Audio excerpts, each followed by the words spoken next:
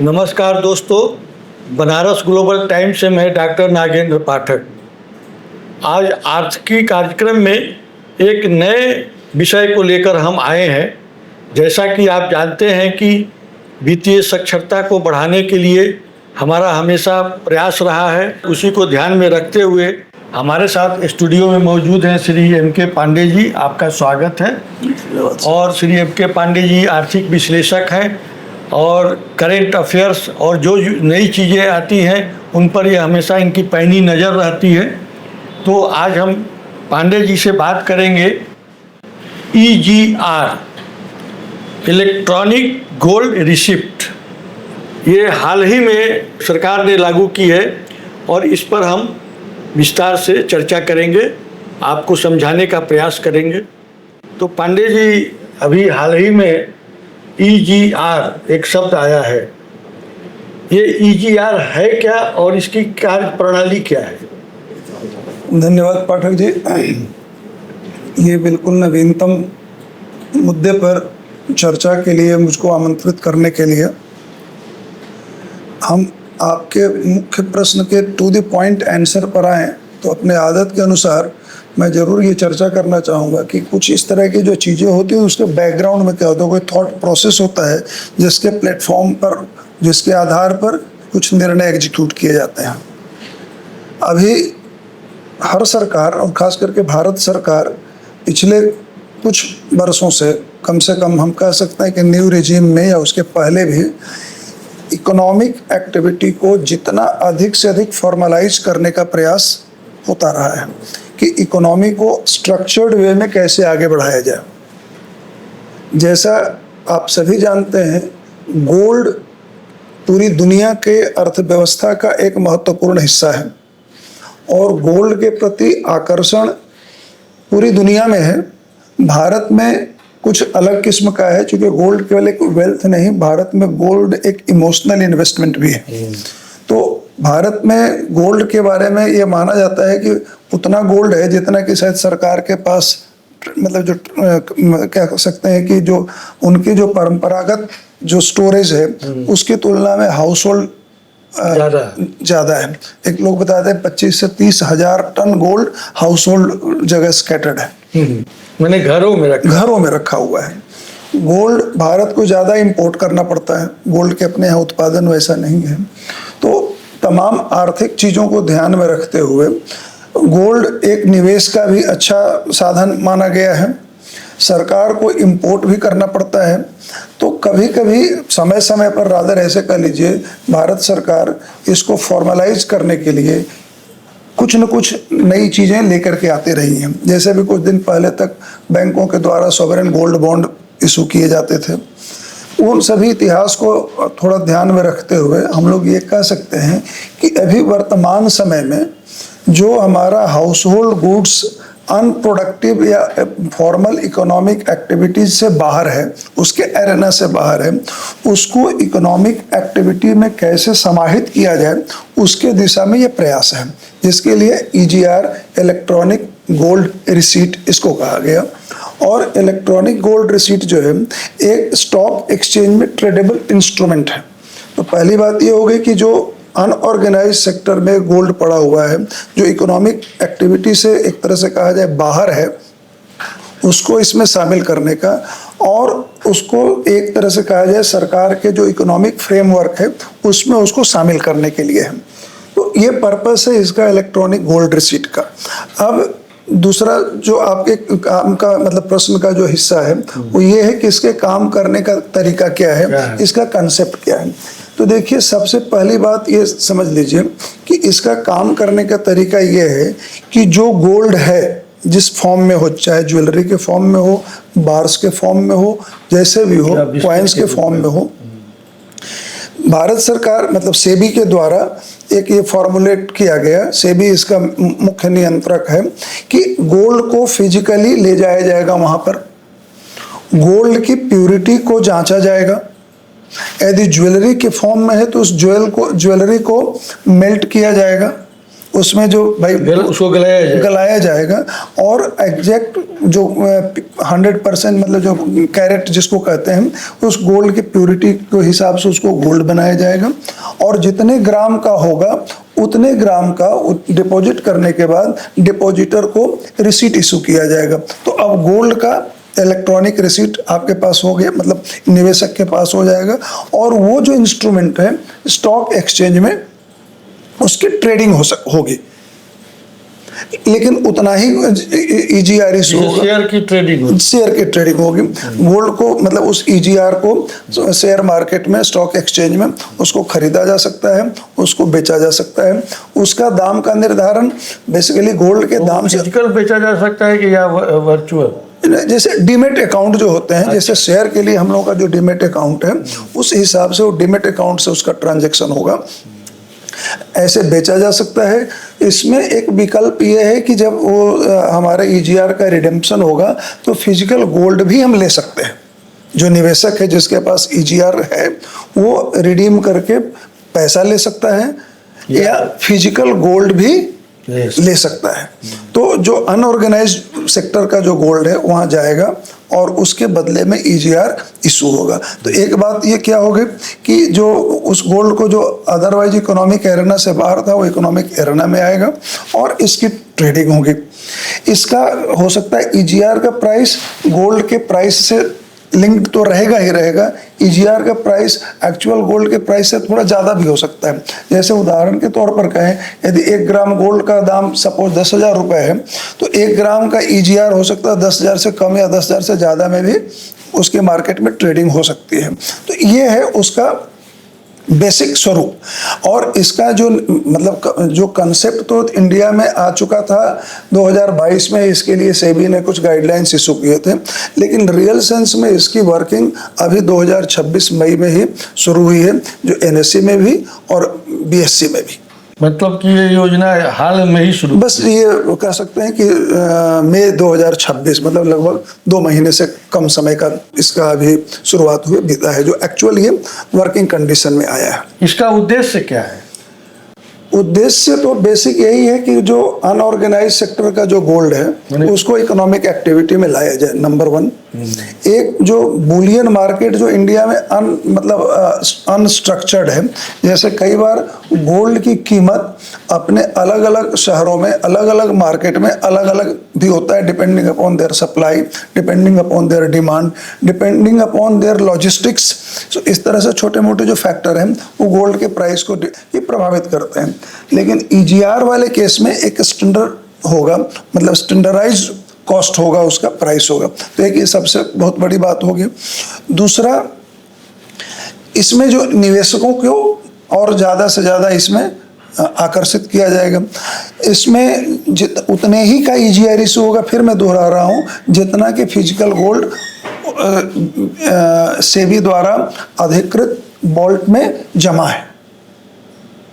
तो मुख्य उद्देश्य ये है कि उस गोल्ड को अनप्रोडक्टिव जो कहीं पड़ा है उसको इकोनॉमिक एक्टिविटी में लाया जाए। और आने वाले दिन में हो सकता है ये जब होने लगे तो शायद थोड़ा सरकार का जो गोल्ड का इंपोर्ट का बिल है उस पर भी थोड़ा सरकार को राहत मिलेगी।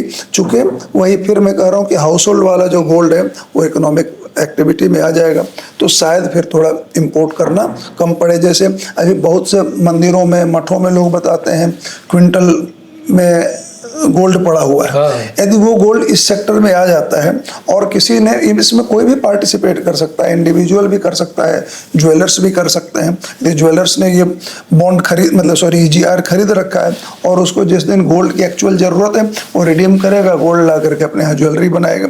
तो यदि ये मैच्योर हो जाएगा अपना EGR मार्केट, तो निश्चित रूप से आने वाले दिन में गोल्ड इंपोर्ट का जो प्रेशर है वो शायद थोड़ा रिलैक्स हो जाए। तो इसको कौन सी संस्था नियंत्रित करती है? सेबी, नियामक बॉडी है? सेबी है, security and exchange board of India. तो इस माध्यम से कैसे खरीद फरोख्त होता है? देखिए, पहली बात ये समझ लीजिए, अभी शुरुआत में सेबी ने 6 ऐसे सेंटर्स हैं जहां पर कि ये फिजिकल गोल्ड को स्टोर करने के जो वॉल्ट्स हैं, अब वो 6 सेंटर हैं दिल्ली, मुंबई, कोलकाता, चेन्नई, अहमदाबाद और बेंगलुरु। अभी ये 6 सेंटर्स हैं जहाँ पर कि वो सेबी के मानदंडों के हिसाब से बोल्ट को अधिकृत किया गया है। अभी चूंकि इसकी लोकप्रियता बढ़ानी है, इसके दायरे में ज़्यादा से ज़्यादा लोग आ सकें, इसके लिए भी सरकार का प्लान है कि ये जो 6 सेंटर पर जो बोल्ट्स हैं इनको बढ़ा करके 120 सेंटर्स पर किए जाएं। तो 120 सेंटर्स पर किए जाएंगे तो और भी जो छोटे शहर हैं वो भी इसमें शामिल हो जाएंगे। तो जब जैसा शुरू से इसके प्रियम्बल में कहा गया है कि फिजिकल गोल्ड सबमिट करना है और रिडेम्पशन के बाद हम फिजिकल गोल्ड ले सकते हैं। तो अभी वर्तमान स्वरूप में, अभी चूंकि बिल्कुल ये नेसेंट स्टेज में है, यदि इन 6 शहरों के अलावा कोई दूसरा शहर का आदमी इसमें निवेश करना चाहे तो उसके लिए प्रॉब्लम ये होगा कि जब उसको चाहे अपना गोल्ड उसमें जमा करना हो, तो चाहे गोल्ड की डिलीवरी लेनी हो तो उसको इन 6 शहरों में कहीं जाना पड़ेगा। तो उसमें एक लॉजिस्टिक्स कॉस्ट है, कॉस्ट तो जुड़ जाएगा, तो वो फिर बहुत ज़्यादा उसके लिए वायबल नहीं होगा। ये उन शहरों के लिए तो ठीक है। या मुंबई में भी देखा जाए, मुंबई एक बहुत बड़ा शहर है जिसमें कि एक तरह से कम्यूटेशन के बहुत बड़ा इशू होता है। तो जो फिजिकल गोल्ड मुंबई के एक छोर से लेकर के दूसरे छोर तक किसी को जाना हो, यदि एक ही बोल्ट हो, तो वो रिस्क भी कैरी कर रहा है। तो जैसे ये बोल्ट की संख्या बढ़ेगी, मतलब लोगों की एक्सेसिबिलिटी बढ़ेगी उसके प्रति, तो इसकी लोकप्रियता बढ़ेगी। तो सबसे पहली बात कि जाकर के गोल्ड को उनके अप्रूव्ड बोल्ट में जमा करना है। वहाँ पर उनके एसेयर हैं जो उसकी प्योरिटी को मेजर करेंगे, उसको वे करेंगे और 1 ग्राम से लेकर के 100 ग्राम तक के, मतलब मल्टीपल में 1, 10, 20 तरह से करके वो EGR इशू होंगे जो मार्केट में ट्रेड होंगे। खरीदने बेचने का तरीका भाई जैसे हम लोग स्टॉक एक्सचेंज में खरीदते हैं, या डीमैट अकाउंट में जमा होगा, आप खरीदेंगे बेचेंगे। यदि किसी ने खरीदा तो EGR उसके डीमेट अकाउंट में जमा होगा। यदि वो रिडीम करके पैसा लेना चाहता है तो पैसा जैसे शेयर के केस में सोना भी ले सकता है, सोना भी ले सकता है। और यही इसका सबसे प्लस पॉइंट है तो सोना तो उस रेट पर होगा जिस दिन लेगा। बिल्कुल, जिस दिन इस EGR का रिडेम्पशन होगा उस दिन का जो रेट होगा उस रेट पर उसको गोल्ड मिल जाएगा। तो EGR और भौतिक सोना में क्या अंतर है जो फिजिकल गोल्ड है? देखिए, गोल्ड तो गोल्ड है।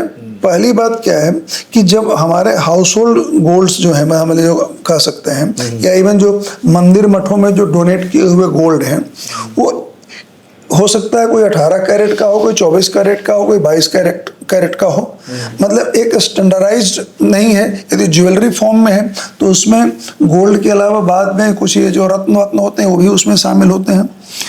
लेकिन यहाँ पर जो EGR वाले में जो बोल्ट में गोल्ड होगा वो प्योर गोल्ड होगा और केवल गोल्ड होगा, क्योंकि जो ऑर्नामेंट भी ले जा करके वहाँ ज्वेलरी भी वो जमा करेंगे तो उसको मेल्ट करके सोना बनाया जाएगा।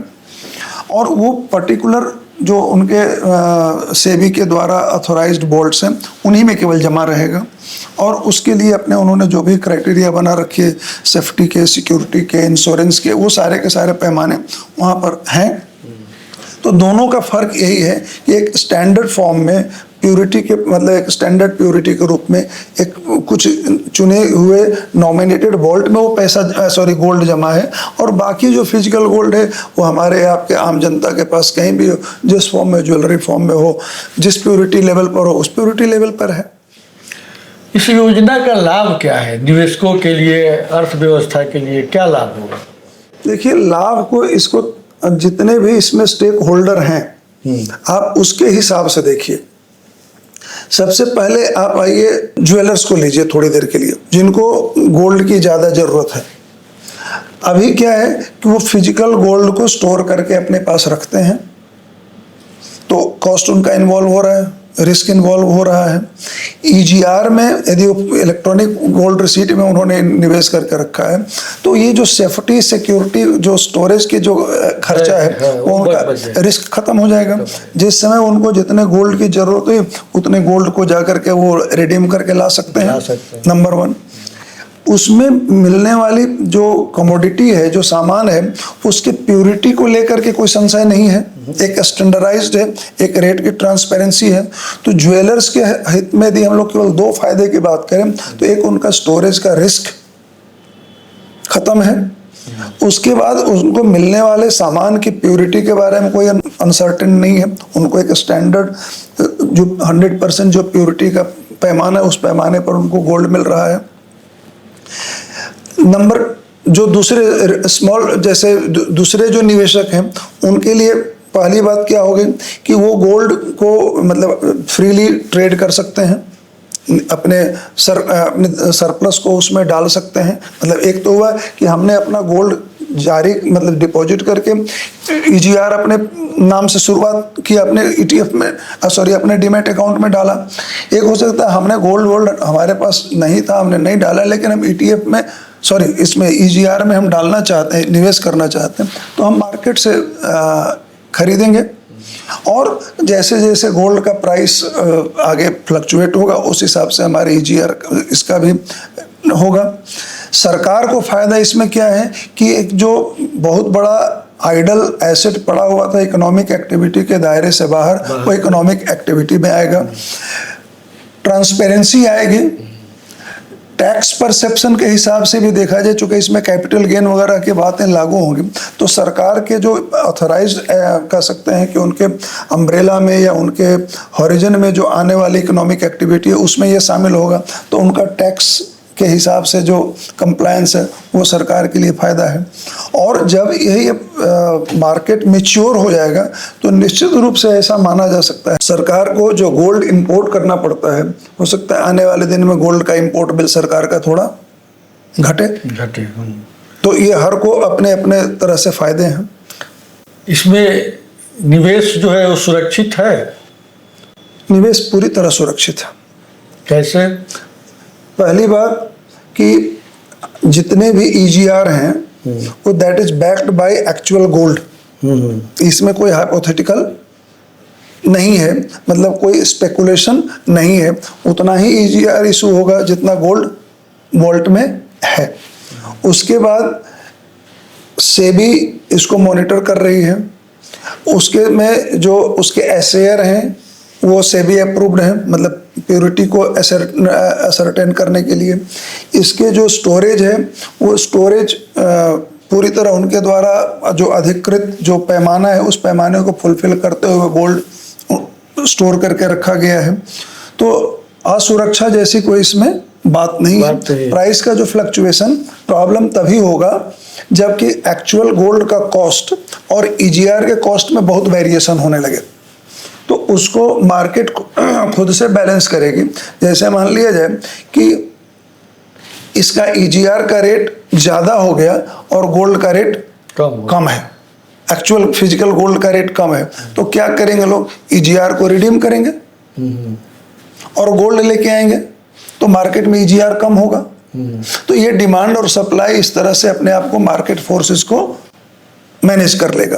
तो इसमें निवेश के बाद रिस्क का कोई लेवल नहीं है। हाँ, प्रॉब्लम अभी केवल यही है कि सेंटर चूंकि इसके वॉल्ट्स कम हैं, अभी कम ही सेंटर पर हैं, तो इसलिए ज़्यादा लोगों का उसमें जो पार्टिसिपेशन है वो अभी कर पाना थोड़ा सा मुश्किल है, क्योंकि उसमें लॉजिस्टिक्स कॉस्ट है, आने जाने का, मंगवाने का, ये सारी चीज़ें हैं। अदरवाइज इसमें अपेरेंटली कोई सिक्योरिटी को लेकर के आपके मतलब निवेशक के फंड के सिक्योरिटी को लेकर के कोई रिस्क नहीं है। एक तो बुलियन मार्केट है, ये एक्सचेंज मार्केट में ईजीआर है, तो इस दोनों में क्या अंतर आएगा? देखिए, ईजीआर पहली बात तो ये हो गई कि दोनों गोल्ड का ही हो रहा है। वहाँ पर फिजिकल गोल्ड, यहाँ पर भी फिजिकल गोल्ड है, लेकिन जो होल्डर है, जो ईजीआर का होल्डर है, उसके हाथ में फिजिकल गोल्ड नहीं है, उसके पास टाइटल टू गुड्स है, वो उसको ट्रेड कर रहा है। नंबर पहली बात हो गई। बुलियन मार्केट में जो गोल्ड है उसकी प्योरिटी को लेकर के कहीं संशय हो सकता है, चूंकि ऐसी कोई एक सरकारी मतलब ऐसी कोई एक डिपेंडेबल संस्था नहीं है, ठीक है, उसमें भी उसकी हॉल मार्किंग और वगैरह वगैरह सरकार तमाम जो कराती है, लेकिन एक ऐसी जो संस्था जिसको कि ओन करे कि पूरे जहाँ भी बुलियन मार्केट है, जो अलग अलग लोकलाइज्ड भी हैं, हर जगह उसकी प्योरिटी को असर्टेन करने वाले कुछ नहीं, मतलब ऐसी कोई अभी चीज़ें अवेलेबल नहीं है। तो बुलियन मार्केट में थोड़ी प्योरिटी को लेकर के शायद थोड़ा संशय हो, लेकिन यहाँ पर प्योरिटी को लेकर कोई संशय नहीं है, क्योंकि एक स्टैंडर्ड शेयर हर सेंटर्स पर होंगे जो सरकार द्वारा प्रमाणित होंगे, और वो जो भी उनका मतलब जो गोल्ड उनसे मिल रहा होगा वो प्योरिटी को लेकर के संशय से परे होगा। तो रेट के मामले में, रेट के मामले में इसका भी रेट तो गोल्ड के रेट से ही निर्धारित होगा। जो EGR का जो रेट है वो गोल्ड के रेट का तो उसका डायरेक्ट इस पर इम्प्लीकेशन है। हाँ, EGR का रेट और एक्चुअल गोल्ड के रेट में थोड़ा मोड़ा फर्क पड़ सकता है डिमांड सप्लाई को लेकर के, लेकिन जैसे बहुत ज्यादा अनयूजुअल फर्क होगा तो मार्केट फोर्सेस खुद उसको मैनेज करेंगे। भाई यदि हमको मतलब किसी के पास, मैंने जैसे अभी थोड़ी देर पहले कहा कि EGR का रेट और एक्चुअल गोल्ड के रेट में EGR का रेट ज्यादा लग रहा है, गोल्ड का रेट कम है, तो स्वाभाविक प्रक्रिया है कि हम EGR को रिडीम करेंगे, गोल्ड हमको दे दो, तो उसको ज्यादा गोल्ड मिलने लगेगा, फिर वो गोल्ड करेगा, फिर जाकर के उसमें डालेगा। तो ये जो डिमांड सप्लाई है अपने आप इसको मैनेज करेगा। तो इसमें एज सच मतलब वो दोनों में थोड़ा सा फर्क केवल यही है, अदरवाइज है तो दोनों गोल्ड का ही ट्रेड, गोल्ड ही खरीदा जा रहा है, गोल्ड ही बेचा जा रहा है। तो EGR लाने का क्या मतलब, सरकार आयात को कम करना चाहती है? अभी तो मुख्य उद्देश्य जहां तक मैं समझ पा रहा हूं कि अनऑर्गेनाइज मतलब इकोनॉमिक एक्टिविटी से बाहर आइडल पड़े हुए हाउस होल्ड गुड्स, सॉरी जो गोल्ड हैं, उनको कैसे इकोनॉमिक एक्टिविटी में लाया जाए, नंबर 1। नंबर 2, इस मार्केट को कैसे और वाइब्रेंट बनाया जाए, और निश्चित रूप से दूसरा मतलब इसका जो डिराइव्ड पर उद्देश्य होगा कि जब ये मार्केट मैच्योर होगा, अर्थात इसमें ज़्यादा पार्टिसिपेंट्स आएंगे, तो ये जो अभी ऐसे घरों में पड़ा हुआ, जो मठों में पड़ा हुआ गोल्ड है, शायद वो इसमें शामिल हो जाए। तो जब वो एक्टिविटी में आ जाएगा तो हो सकता है सरकार को कम गोल्ड इंपोर्ट करना पड़े, लेकिन अभी सरकार की मंशा गोल्ड का इंपोर्ट बिल कम करने की नहीं है। शायद पहली मंशा ये है कि वो जो गोल्ड का जो ट्रांजैक्शन स्टैंडर्ड होने लगे, इस दायरे में आए, और हाउस होल्ड गुड जो 25-30 हज़ार 35 हज़ार टन के बारे में अंदाजा लगाते हैं, वो निकल करके इस सेक्टर में शामिल हो। तो जब से ये लागू हुआ है तो क्या आयात पर कोई असर पड़ा है? अभी तो सर जैसे मैंने कहा केवल 2 महीने से कम का ही बात है। अभी बहुत से लोगों को तो इसके बारे में जानकारी भी नहीं है, और इसका जो पार्टिसिपेशन है अभी निश्चित रूप से बहुत कम होगा, चूँकि सेंटर्स 6 ही हैं जहाँ पर कि ये बोल्ट्स अवेलेबल हैं। तो अभी तो बिल्कुल नेसेंट स्टेज में है, और हमारे पास इनफैक्ट अभी ये कोई डाटा भी नहीं उपलब्ध है कि जिससे मैं कह सकूं कि अभी तक कितने मात्रा में गोल्ड जमा हो करके और कितना EGR इशू हुआ है। चूँकि जस्ट ये 16 मई टू बी वेरी प्रिसाइज 16 मई 2026 से ये मतलब एक तरह से कहा जाए रियल इसमें आया है अपने स्वरूप में। तो अभी तुरंत कुछ भी निष्कर्ष निकल पाना कि इससे गोल्ड का इंपोर्ट कम हो जाएगा या हो गया है, कहना बहुत जल्दबाजी होगी, क्योंकि अभी बहुत ही नेसेंट स्टेज में है, और अभी बहुत कम ही लोग मतलब इसके जो पार्टिसिपेंट्स हैं उनकी संख्या भी अभी बहुत ही कम होगी। इसके लिए इंतजार करना होगा कि यह मार्केट मैच्योर हो, पार्टिसिपेंट्स इसमें बढ़े, और कितना EGR इशू होता है ये डिपेंड उस पर करेगा भविष्य के गोल्ड इंपोर्ट बिल को लेकर के बारे में कुछ कह सकने के लिए। तो EGR के बारे में आपने दर्शकों को बहुत सही ढंग से समझाया, इसीलिए बहुत बहुत धन्यवाद आपको मेरे स्टूडियो में आने के लिए। धन्यवाद।